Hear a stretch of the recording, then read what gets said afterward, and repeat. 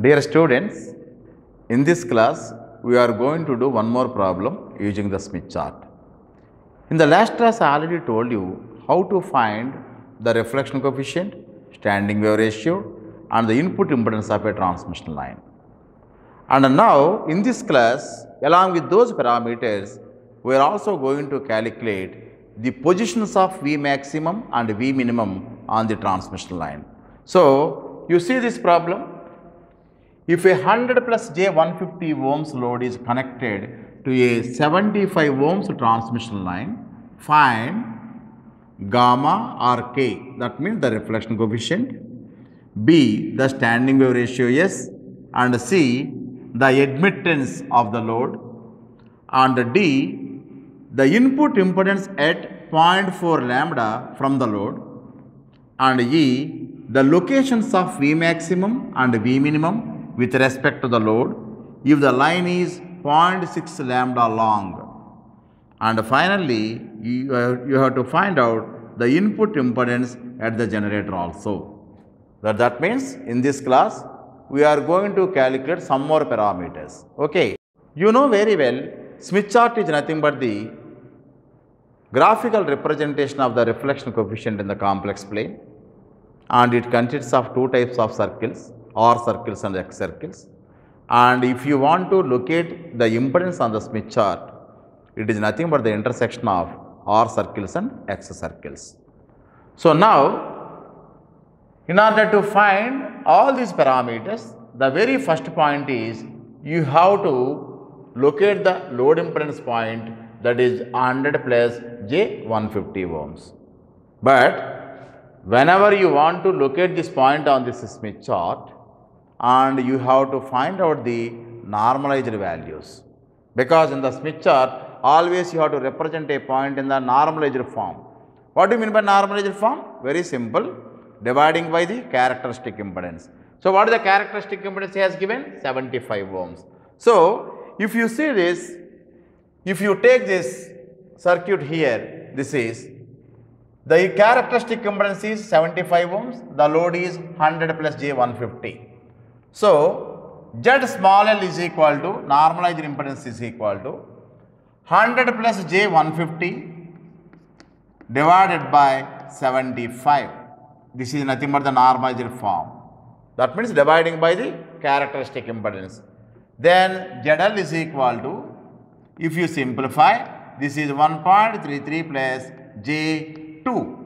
This is nothing but the impedance point in the normalized form.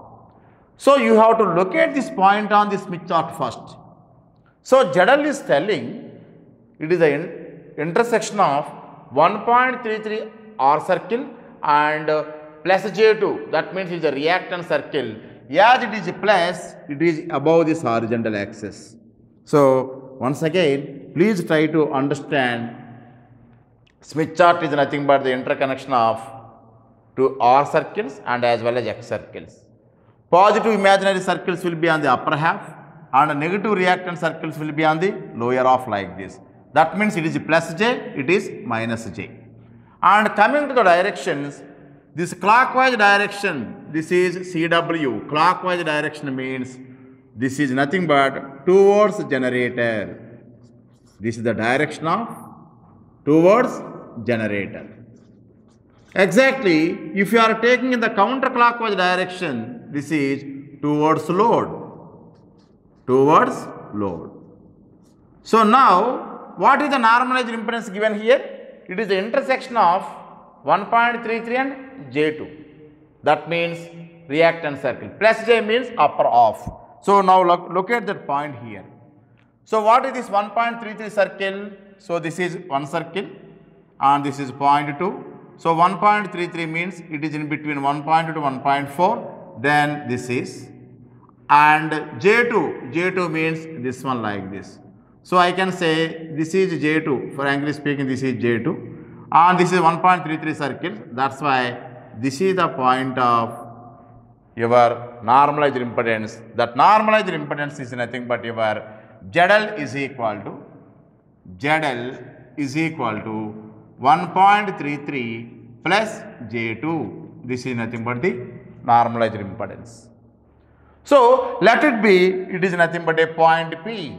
This is nothing but the point P here. This is nothing but the point P.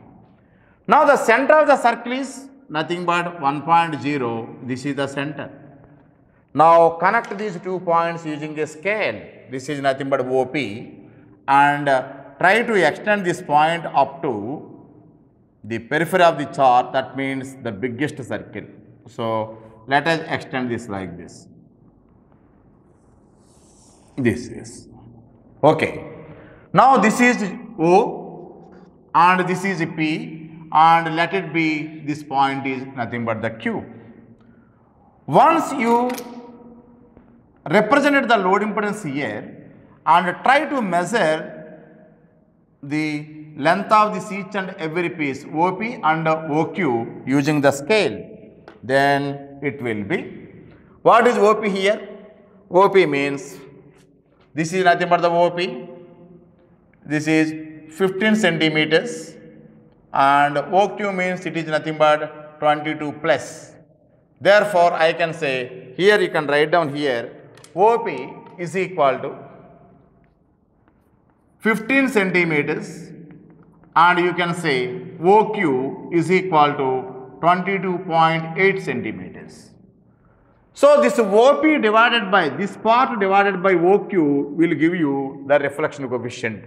So what is the reflection coefficient here? The reflection coefficient gamma is equal to OP by OQ, OP by OQ, that is equal to 15 by 22.8, that is equal to, you can say, 0.658. This is nothing but the reflection coefficient gamma. Sometimes it is also represented by the letter K. But I already told you, my dear friends, reflection coefficient means it is having both magnitude as well as phase angle. So please try to observe this phase angle here. This phase angle is almost all, and if you see here, this phase angle is in between 30 and 50, it is almost 40 degrees. So this is 40.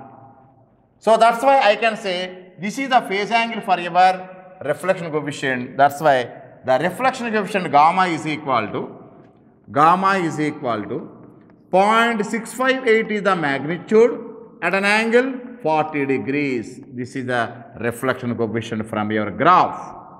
This is the reflection coefficient from your graph. So what you have done, just to calculate the reflection coefficient, you have just measured the distances OP and OQ. OP is 15 centimeters and OQ is 22.8 centimeters. After just identifying the normalized impedance here. And definitely you will be having a doubt also whether it is correct or not.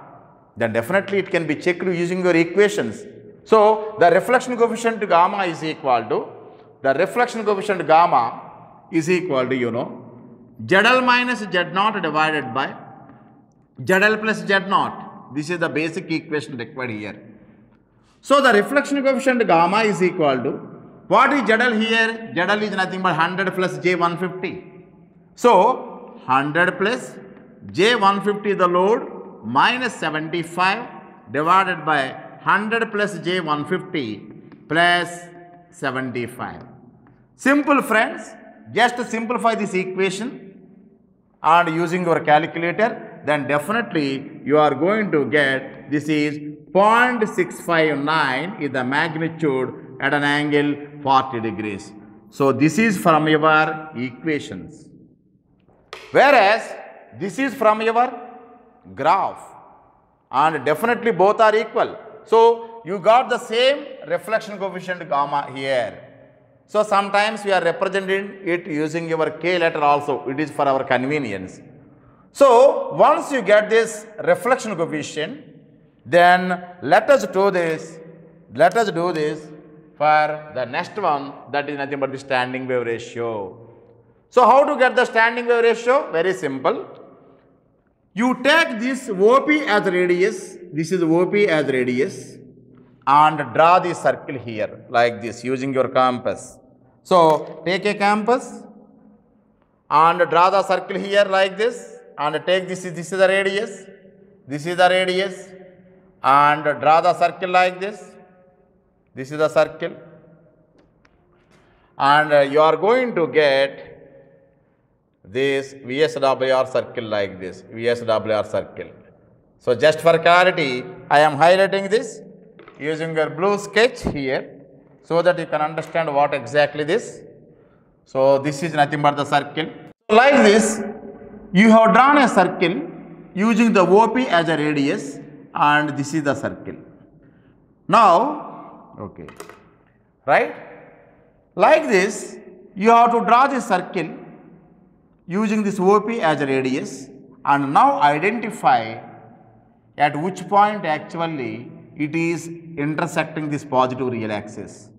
This positive real axis means this is the point here. So if you observe this value, it is almost close to 5.0, its value is 4.82, which is nothing but your standing wave ratio. So the intersection of this circle with the positive real axis is nothing but your standing wave ratio. This is the way of finding the standing wave ratio, but you may be having a doubt how to get the standing wave ratio using your equations. So once again, come on, check it.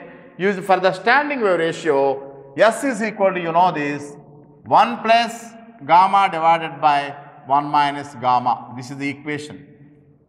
Therefore, the standing wave ratio is equal to 1 plus, here you have to find out the magnitude only. You have to substitute the magnitude only. Magnitude of the reflection coefficient. So that's why S is equal to 1 plus, I can say this is 0.658 divided by 1 minus 0.658. Therefore, if you simplify this, that S is equal to, you can say 4.865. This is from your mathematical equations. But whereas the same S you got it within no time using the Smith chart, that is nothing but the interconnection of your this circle with your positive real axis. So this is the way of finding the standing wave ratio. Very simple, friends. Just try to identify the normalized impedance on the chart, and once you get this, then you try to join this center of the chart with that point here, and try to extend this line to this periphery of this chart, then you find out the angle also. And after measuring the distances and taking the ratio, this OP by OQ, you are going to get your reflection coefficient also. So and then you take OP as a radius and try to identify the point of intersection of the circle with the positive real axis, that is nothing but the standing wave ratio. It is already told in the last class also. Now, the third one is YL. What do you mean by this YL? What is the meaning of YL? YL means admittance, but this is called impedance. So, if you want this admittance, what you have to do is very simple. And see, if you want to find out this admittance, then try to extend this line in the opposite direction like the same line. Try to extend this line here. Then you are going to get YL also. So then you are extending this line to like this. And observe this point of intersection of this in the opposite direction. So whenever you extend like this, let it be the point, this is O and P, and this is nothing but the S, and let it be like R, this is nothing but the point R here, and identify the intersection, because each and every point is nothing but the intersection of R circles and X circles. So what is the R circles and what is the X circles here? And listen, this is below the horizontal axis, means minus j. And if you are taking this is 0.4 and 0.3, it is in between, means 0.35. So I can say this is minus j 0.35, So come on, what is this R circle here? That means R circle means you can say this is, and this is 0.2, this is 0.2, and you can say this is 0.228. So this is the point here, this is 0.228 minus j 0.35, which is nothing but your y small l. This is nothing but the admittance. Because you know very well, Smith chart is always giving the values in the normalized form. But if I want the total YL, what I have to do? If I want YL, then definitely Y capital L is equal to, and you have to multiply with Y naught into Y small l. So if I want this actual YL, therefore YL is equal to your Y naught into Y small l, which is normalized value here. So YL is equal to, what is Y naught? 1 by Z naught, means 1 by 75 into, what is the YL you got here? This is 0.228 minus j 0.35. That means multiply with this value, then you are going to get YL is equal to 3.04 minus j 467 millisiemens. So this is the YL you got here. So this is the way of getting this admittance here. What I have done here, very simple. I have extended this OP in the reverse direction, that means in the opposite direction, and I have found the point of intersection here. That will be nothing but your admittance. Very simple. And this side it is impedance, the opposite side it is nothing but the admittance. But as we are seeing only the normalized values, for getting the actual value, multiply this with your characteristic admittance, that is nothing but your Y naught.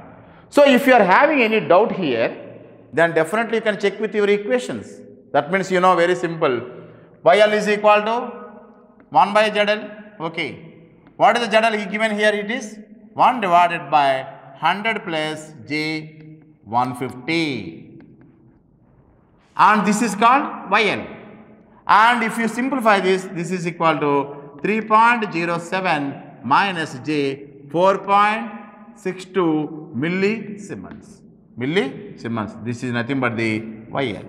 So this is from the equations, and whereas from this graph it is 3.04 minus j 4.67.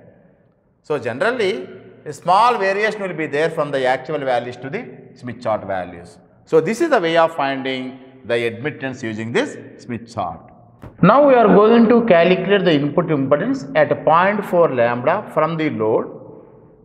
So this is the transmission line, it is the load impedance here, and from this you have to calculate your Z input impedance in this direction at a distance of 0.4 lambda. You know in the Smith chart, lambda is corresponding to 720 degrees. Then 0.4 lambda means 40% of it. 0.4 into 720 degrees means it is 288 degrees. Okay, 288 degrees. Now see the chart here. This is the point P here. Already we told you this point P is at an angle of 40 degrees here from this horizontal axis.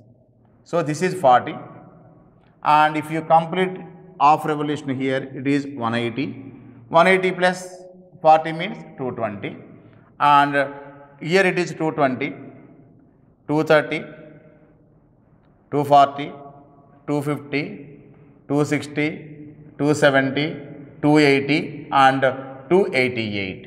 So this is the point where you are getting 280 degrees in the clockwise direction. So that means I am just calculating on 280 degrees like this and like this. This is at what? So now take a scale here and try to connect this point with the central axis here like this.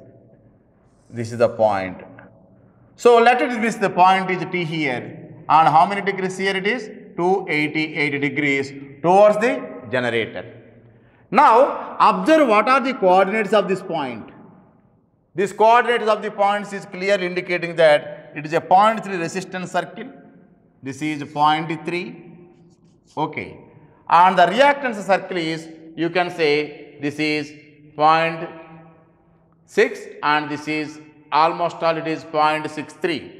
So J 0.63, because as it is in the upper half, it is plus J.